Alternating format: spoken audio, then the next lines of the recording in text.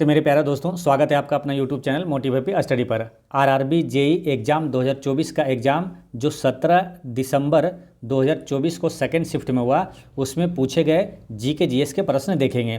साथ में extra facts बताएंगे जो कि रेलवे टेक्नीशियन, एनटीपीसी, आरपीएफ और एएलपी के छात्रों के लिए बहुत ही लाभदायक होगा। तो चलिए शुरू करते हैं। पहला क्वेश्चन पूछा गया था कि जल का अपवर्तनांक कितना है।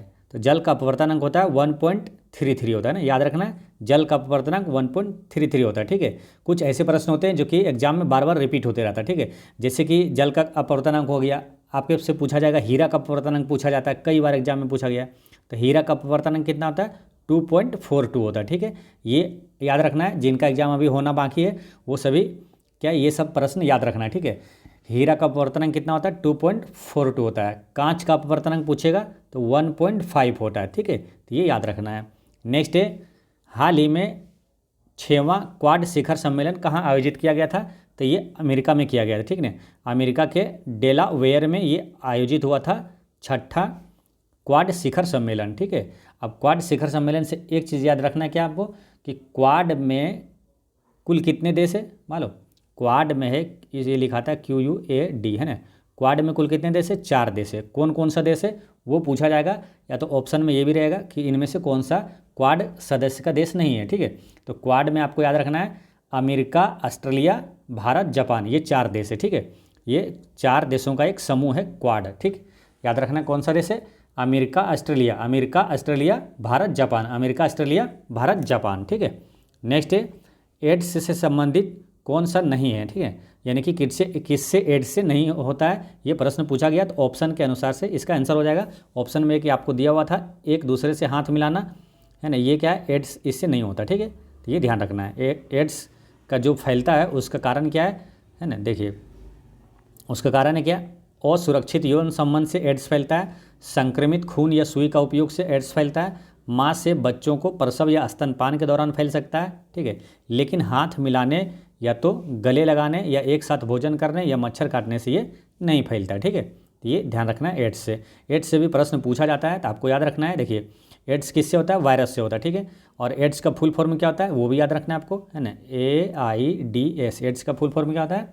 एक्वायर्ड इम्यून डिफिशियंसी सिंड्रोम, है ना। एक्वायर्ड इम्यून डिफिशियंसी सिंड्रोम होता है, ठीक है।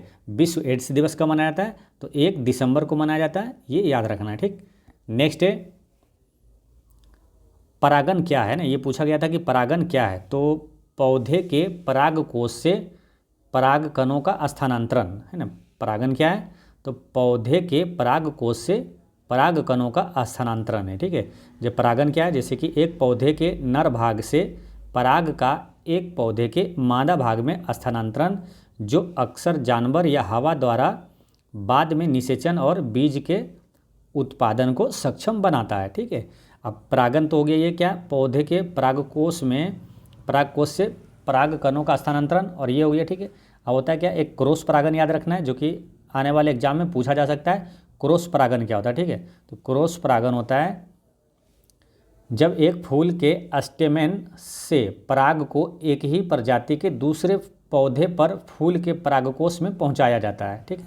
ये हो गया क्रॉस परागन। क्रॉस परागन मतलब एक फूल के स्टेमेन से पराग को एक ही प्रजाति के दूसरे पौधे पर फूल के परागकोश में पहुंचाया जाता है। एक होता है स्वयं परागन। स्वयं परागन क्या होता है? एक फूल से पराग एक ही फूल या उसी प्रकार के अन्य फूलों को परागित करता है, वो हो गया स्वयं परागन फूल, ठीक है। नेक्स्ट है, अनुच्छेद से हर शिफ्ट में पूछा जा रहा है प्रश्न, ठीक है। या तो आरआरबी आपको SI का एग्जाम हुआ था, उसमें अनुच्छेद से पूछा गया था। मतलब अनुच्छेद से निश्चित रूप से क्वेश्चन पूछा ही जाएगा, तो इसलिए याद रखना है अनुच्छेद वाला क्वेश्चन आए तो छूटना नहीं चाहिए, ठीक है। अनुच्छेद 21 में क्या नहीं आता, ये पूछा गया था ऑप्शन के अनुसार से। ये धर्म ऑप्शन में था, ये नहीं आता, ठीक है। अनुच्छेद 21 में धर्म नहीं आता, क्योंकि धर्म से संबंधित जो अनुच्छेद है वो है अनुच्छेद 25 से 28 तक, है ना। धार्मिक स्वतंत्रता का अधिकार है अनुच्छेद 25 से 28 तक है, ठीक है। अनुच्छेद 21 में क्या है? तो उसमें है प्राण एवं दैहिक स्वतंत्रता है, ठीक है। अब ये सब अनुच्छेद जो है वो आता है किस में? मौलिक अधिकार में, ठीक है। मौलिक अधिकार किस में? भाग 3 में, ठीक है। और मौलिक अधिकार है अनुच्छेद 12 से 35 तक है। कहाँ से लिया गया? अमेरिका से लिया गया, ठीक है। वो यह ध्यान रखना है। मौलिक अधिकार कितना है? 6। वो 6 आपको याद रखना है। देखिए एक तो है समानता का अधिकार, दूसरा स्वतंत्रता का अधिकार, शोषण के खिलाफ अधिकार, धार्मिक स्वतंत्रता का अधिकार, सांस्कृतिक और शैक्षिक अधिकार और संवैधानिक उपचारों का अधिकार है। ठीक है, ये अनुच्छेद भी मोटा मोटी याद रखना है, इससे काफ़ी हेल्प होता है। जैसे समानता का अधिकार अनुच्छेद 14 से 18 तक है, स्वतंत्रता का अधिकार 19 से 22 तक है, शोषण के विरुद्ध जो अधिकार है वो 23-24 में है, धार्मिक स्वतंत्रता का अधिकार अनुच्छेद 25 से 28 तक है, और सांस्कृतिक और शैक्षिक अधिकार जो है 29 और 30 में है, और संवैधानिक उपचारों का अधिकार अनुच्छेद 32 में है। ठीक है, तो ये ध्यान रखना है। अच्छा, अनुच्छेद से पूछा जा रहा है तो अनुच्छेद आपको रिवीजन करना है। अगर आपसे पूछा जाए कि अनुच्छेद 14 में क्या है, तो क्या 14 में विधि के समक्ष समानता का अधिकार है।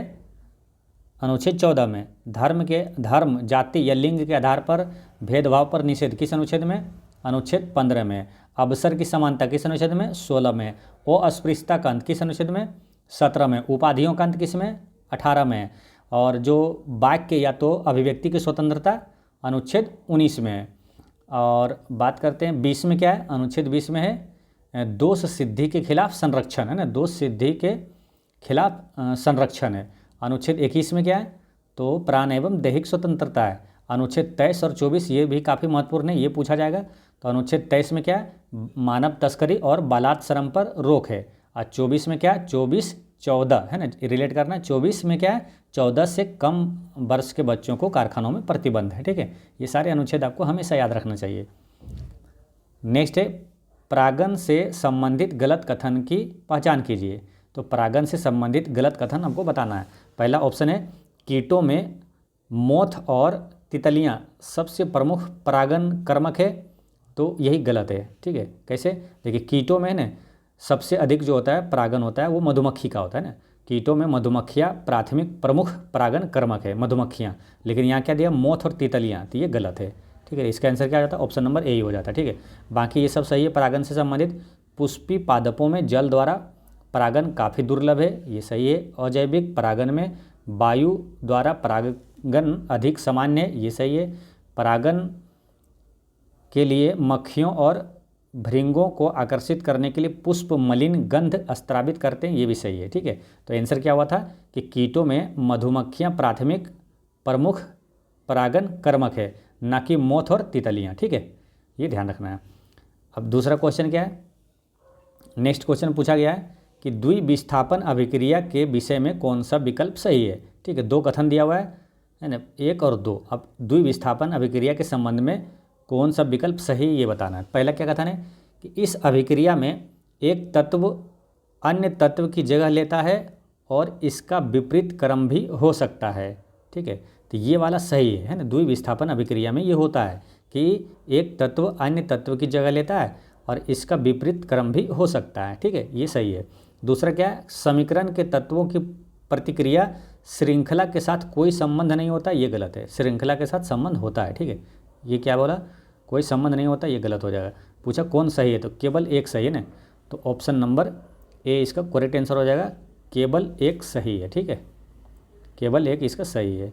नेक्स्ट है कौन से जीवाणु से सुजाक रोग होता है। तो इसमें से कौन सा जीवाणु है जिसके कारण सुजाक रोग होता है? तो निसेरिया गोनेरियाई है ना, निसेरिया गोनेरियाई जीवाणु से सुजाक रोग होता है। ठीक है, सुजाक रोग किससे होता है? निसेरिया गोनेरियाई जीवाणु से सुजाक रोग होता है। नेक्स्ट है पानी में डूबी छड़ किस घटना की वजह से झुक जाती है? या तो झुका हुआ प्रतीत होता है। तो पानी में जैसे बाल्टी से भरा रहता है ना पानी, और उसमें छड़ देखिएगा ना तो मुड़ा हुआ प्रतीत होता है, वो किसके कारण होता है? तो ये होता है अपवर्तन के कारण, है ना, प्रकाश का अपवर्तन के कारण छड़ मुड़ा हुआ प्रतीत होता है। ठीक है, प्रकाश का अपवर्तन किसे कहते हैं?